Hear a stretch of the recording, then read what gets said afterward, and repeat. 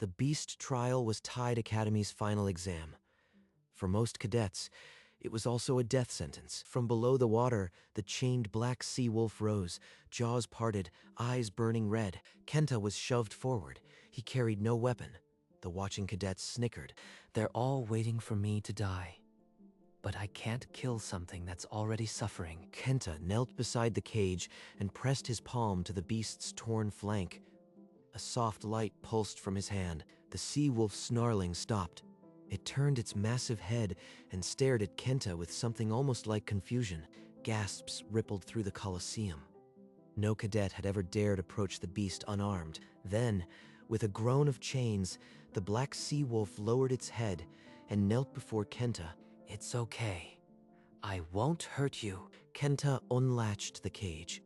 The beast followed him out, past the silent crowd, past the silent crowd, past the staring board members. No one stopped them. In the echoing halls of Tide Academy, the news spread faster than any official decree. The unbeatable beast had been tamed inside the shadowed boardroom. Headmaster Gideon rose, his voice cold as the stone walls. This is no triumph. The creature is a weapon, not a pet. We will not let one soft-hearted cadet undermine our trials. Kenta sat in his cramped dorm. The sea wolf's massive form curled around him. For the first time, the beast seemed almost peaceful. You've been hurt for a long time, haven't you? As he cleaned the wounds, his fingers brushed a metal collar. A faint rune glowed beneath the rust. That symbol, it's not just decoration. It feels alive. He traced the mark into his journal, determined to find its meaning. The sea wolf watched him with knowing eyes. Outside his door, academy guards took new positions. Kenta was no longer a student. He was a threat to be observed. In the boardroom, Gideon's orders were clear. Watch him. The moment he steps out of line, we end this. The next morning, academy guards hauled Kenta to the boardroom. The sea wolf, denied entry, howled outside. A colossal cage stood at the center. Inside, the manticore shark paced, its shark jaws clacking in fury. Your luck ends here, Kenta. The manticore shark has never been calmed. Kill it or be torn apart like the weakling you are. The cage snapped open. The beast erupted out. Mane bristling, tail whipping, cadets screamed. Another scar. Another creature forced to fight. You don't want this either. Kenta lunged, not with a blade, but an open palm. His glowing hand touched the beast's torn shoulder. The manticore shark froze. Its enraged thrashing ceased. A low whine escaped its throat as the wound sealed shut. Slowly, grudgingly, the beast bent its knee. The council members rose, their faces drained of color. This is a farce. You've tampered with the beasts. Guards, seize him. But before any guard moved, the sea wolf burst through the doors, the manticore shark at its side. Kenta stood between them, a quiet storm. That evening, Kenta sat in the courtyard, the sea wolf at his side. The manticore shark slept nearby. Kenta, I saw what happened today. You could have died. Why wouldn't you fight? Because they were in pain. Killing them isn't strength, it's surrender. I won't surrender. The academy teaches us they're monsters. But you saw something else. What did you see? I saw wounds, fear. That rune on the collar isn't decoration, it's a sign. Mio's expression shifted. She glanced around the empty courtyard, then nodded toward a darker corridor. I can access the restricted archives. If those beasts have secrets, I'll find them. Let me help. Why risk your position for me? I am a threat to the academy. Because this academy should stand for truth, not cruelty. You are the only one brave enough to face it. They clasped hands in the shadows, a pact that would unravel a century of lies. The next dawn, 2 more cages were dragged to the training yard, the Shadow Cat and the Lizard Man. You've bewitched 2 freaks. Let's see you face an S rank that's never known mercy. Kenta approached the Shadow Cat. It was a wraith of smoke and green eyes, hissing low. You've been caged your whole life. I know that pain. I am not your enemy. The Shadow Cat's form solidified. It lowered its head, a silent acceptance. The lizardmen, however, charged the moment its chains fell, fists pounding the earth. I won't fight back. If it needs to lash out, so be it. The beast's fists slammed into Kenta. He stumbled, but didn't fall. He laid a glowing hand on its snout. One by one, the lizardman's roars died. It knelt. 4 S-rank beasts now bowed to him. He's a plague. Guards, seize him, dead or alive. But the beasts closed around Kenta, a living fortress. They would not let him fall. Mio slipped through the chaos, signaling Kenta. She led them into a forgotten dungeon beneath the beast trial arena. The Academy sealed this place decades ago. Keep quiet until I return with answers. How does she know these tunnels? I have to trust her for now. The 4 beasts pressed into the cramped chamber, their massive forms curling around Kenta like a living barricade. You stood in front of me back there. You really do understand, don't you? The sea wolf pressed its snout to a crumbling wall. A faded rune, twin to its collar, pulsed faintly in the stone. That symbol. It's no accident. They've been here before. They remember. Mio saw the rune and paled. I'll find out what this means. She vanished into the dark before Kenta could stop her. Alone with his crew, Kenta sat among them. They were more than beasts. They were waiting for a truth he didn't yet know. But the Academy's net was closing. Guards discovered the sealed entrance. Mio's absence had left it unwarded. Kenta pressed a hidden stone, and a tunnel yawned open. The beasts filed silently into the dark. They emerged into the forbidden forest, the night thick with mist. Torches burned on the cliff behind them. The shadow cat dissolved into the undergrowth, its green eyes signaling a safe path through the trees. Gideon's voice boomed from the Academy speakers, branding Kenta a traitor. Former classmates now prowled with blades. Under a rocky overhang, Kenta collapsed, his tunic torn. The sea wolf lay beside him, licking a bleeding gash. With trembling hands, Kenta healed what he could. The beasts huddled close, a silent, loyal family in shadow. A patrol passed nearby, led by a cadet Kenta once knew. The shadow cat's low growl warned them to stay frozen. They couldn't linger.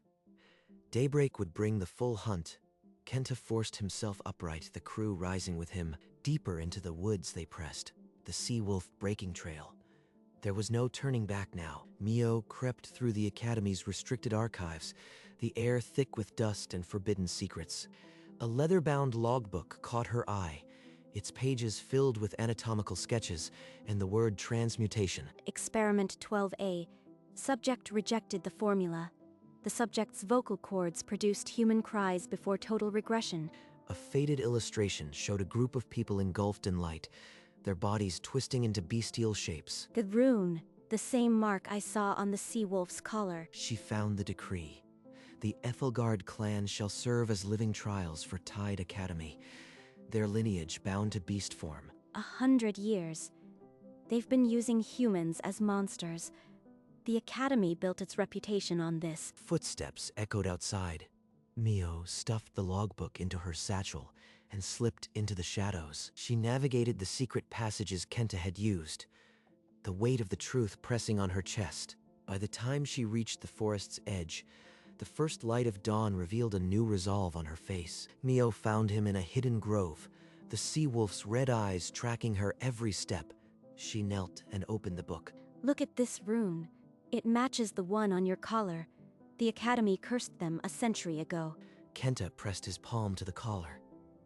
The rune flared, and a shockwave rippled through the sea wolf's body. A vision flooded his mind, a child bound in a circle of robed mages. His screams twisted into howls as his body contorted. Kenta stumbled back, gasping. Mio caught him, her face pale with shared horror. He was human. They all were. I've been walking with prisoners, not monsters. Then we free them. The logbook mentioned a counter curse. We'll find it, together. The sea wolf lowered its head, a low whine escaping its throat. It had waited a century for someone to see. They spread the logbook across a flat stone, its pages revealing diagrams of a ritual meant to unseal binding curses. No more hiding. We perform this ritual, break the curse, and expose what this academy truly is. Deep in the forbidden forest, they found the stone circle described in the logbook, ancient, overgrown, humming with dormant power. Kenta knelt beside a moss-covered tablet, fingers tracing the same runes they had seen before, now with a new urgency. It needs 5 points. The 4 cursed souls and a shard of original binding. A piece of the curse itself. Before Mio could respond, the undergrowth rustled, the shadow cat materialized, its green eyes wide with warning. Torches blazed in the distance. Gideon's forces were marching, their armored boots shaking the forest floor. He's not giving us time.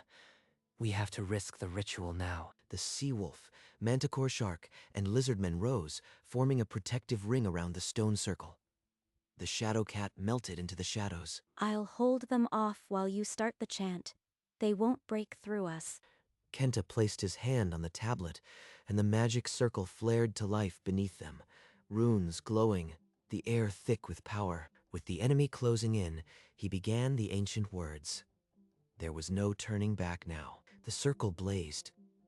Kenta's chant rose into a shout as the runes on the sea wolf's collar flared white-hot. The beast arched its back and screamed, a sound more human than animal.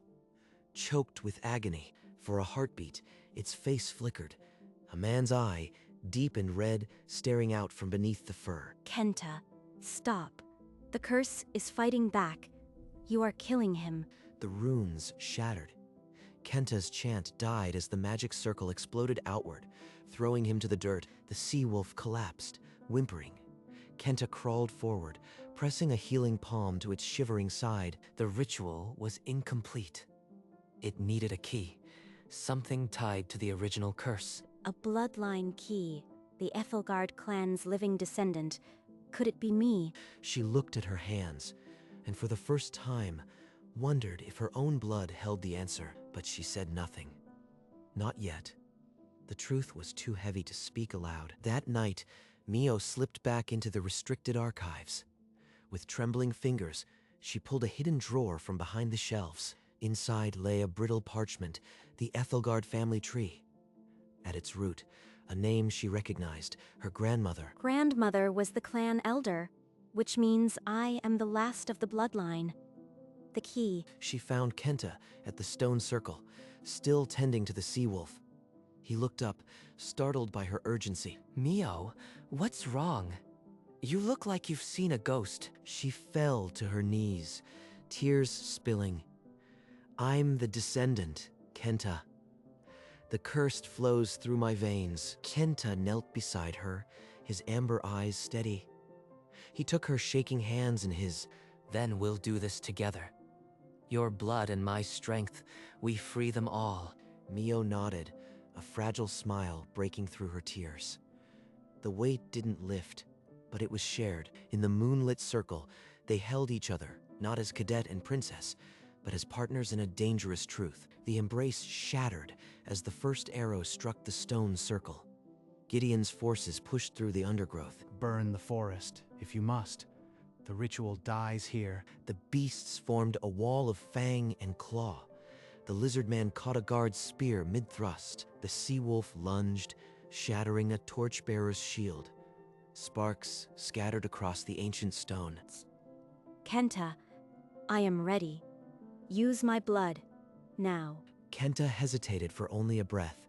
Then he drew the obsidian shard they'd found with the tablet. He slashed her palm. Dark crimson dripped onto the central rune, the shard of original binding they had prayed would work. A wall of light erupted, separating them from the battle. The circle was complete. Stop him. Fire at will. Kenta began the chant, words older than the academy. Mio's blood flowed into the spell, and the earth trembled beneath them. The ancient words thundered. Pillars of light burst from the stone circle, engulfing each beast in a searing glow. The sea wolf screamed, a human cry trapped in a wolf's throat. Its body twisted, bones cracking. The manticore shark and lizardman collapsed, spasming. The shadow cat became a flicker of smoke and wails. You fool. I designed that curse a century ago. Without it, Tide Academy is nothing. If they die, You are the monster. Kenta's voice cracked but didn't break. Tears carved paths through the dust on his cheeks. He would not stop. I know they're human. I'll prove it even if it burns through me. Kenta, my blood. I can't. Hold on. Her arm trembled, blood still dripping onto the rune. The spell demanded more than she had. The beast's howls shifted, notes of human agony bubbling beneath the beastly cries. Kenta cast his strength into the spell. If it failed, he would fall with them. He chanted on. Don't stop. I am still here. I won't let go. Not of you. Not of them. His own life force bled into the runes. The circle's light burned brighter, and the beast's agony began to shift. From the sea wolf's throat came not a howl, but a word, broken, half-formed, unmistakably human. Cracks spread across the beast's hide like shattered glass, blinding light streaming through every seam. A hand, human, scarred, trembling, pushed through the light, grasping for solid ground. It's working. They're becoming. Mio's body finally gave out.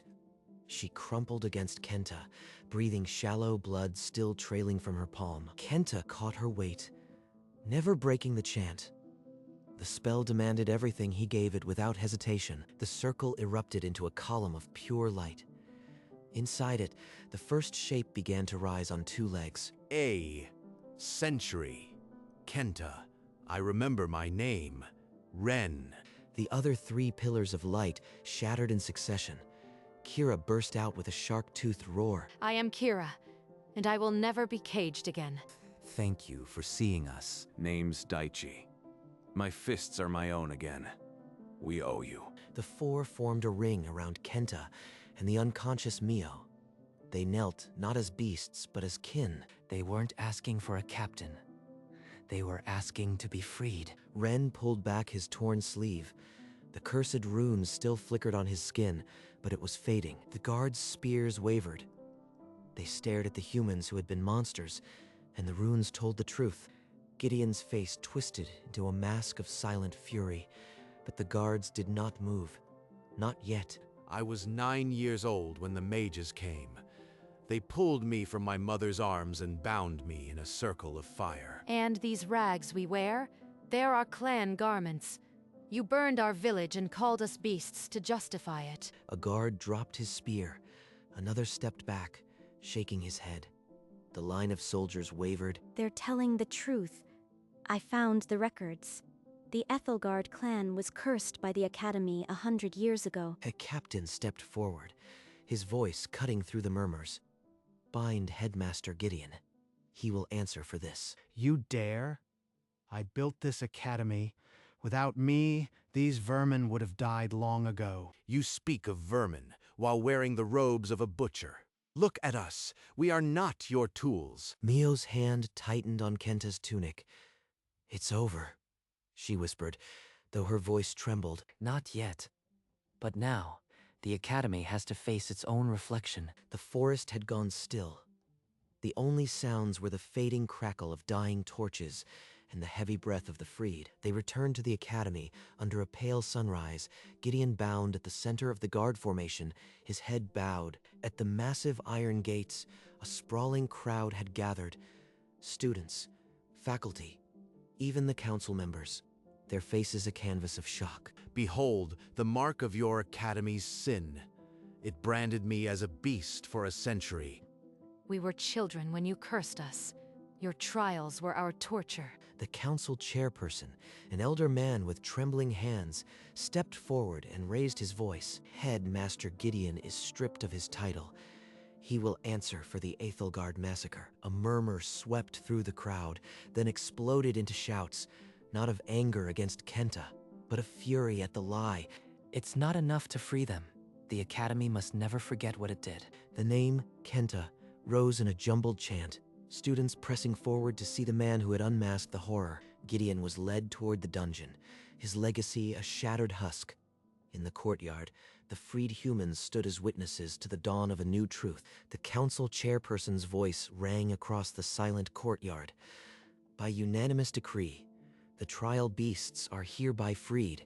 Their cages will be dismantled. The announcement hung in the air.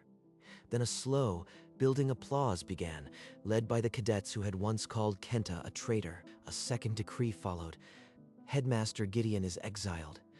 His name struck from all records. The Academy will make amends. You gave us back our lives, Kenta.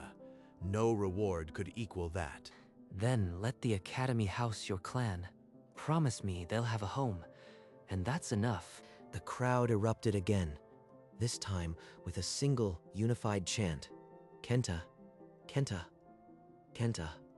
The boy who couldn't kill had become the heart of the Academy. Kenta reached up and slowly unpinned the yellow tag from his tunic. He held it up for everyone to see. They were never beasts, so I was never a tamer. This title means nothing now. The 4 freed humans stood at his back, no longer bowing but standing, equals with the man who had refused to be their master. In that moment, the Academy began to change, not through fear, but through the gentle, unyielding will of one cadet who had only ever wanted to heal. As the sun descended, the Academy grounds hummed with quiet change. The Ethelgard clan walked openly, no longer specters in the halls. I unpinned the old tag, but maybe the name, Beast Tamer, can still mean something. A guardian of those who've been wronged. Then wear it proudly. The Academy needs a symbol like that, one built on truth, not lies. We've decided to stay. Not as beasts, but as teachers. We'll show every cadet what really happened here. And if anyone tries to cage us again, they'll answer to my teeth. But I doubt they'll dare. Laughter rippled through the group, easing the last remnants of tension. The bond between them was no longer of master and beast, but of equals. Later, Kenta and Mio sat on the cliff's edge, the sea stretching endlessly before them. The Academy's silhouette stood tranquil in the distance. It's strange. We thought this Academy was about strength, but you've shown them a different kind, one built on compassion. Strength isn't in killing. It's in refusing to become what they wanted. I just did what anyone should have done. The sun slipped below the horizon, and the Academy's lights began to flicker on, one by one, a constellation of hope where once there had only been cages. In the quiet that followed, Kenta and Mio remained on the cliff, their feet dangling over the edge. So what now? After everything, what do you want for yourself? I think I want to stay. Not as a tamer, just as someone who helps. Footsteps crunched behind them. Ren, Kira, Yoru, and Daichi, their faces soft with ease. We brought water. Thought you'd be thirsty after all that heroism. Kenta accepted the water skin, a smile breaking through his exhaustion. Yori, you are so quiet. Are you already planning to vanish into the shadows? I was merely appreciating the quiet. Daichi clapped Kenta's back, nearly sending him over the cliff, and the group erupted in easy laughter. For the first time in a century, the Ethelgard clan sat in the moonlight, not as beasts, but as family. The moon surrendered to the first pink blush of dawn. The sea and sky held their breath. Kenta rose first, his face washed in pale gold. The others stirred around him. Let's go. They're waiting for us. Not as beasts, not as tamers, just 6 people walking back to a home that had once been a prison. The barracks and the boardrooms had been filled with fear for a century, but fear could not survive the truth. Kenta's steps were light. He looked at Ren, Kira, Yoru, Daichi, his crew, his family, and saw only people, scarred and strong. The future won't be easy, but we'll walk it together. The Academy that had bred monsters finally understood. The cages were never made of bars. The true beasts had always worn human faces, and those faces had just been unmasked. And in the warmth of the new day, Kenta and his crew stepped forward, ready for whatever came next.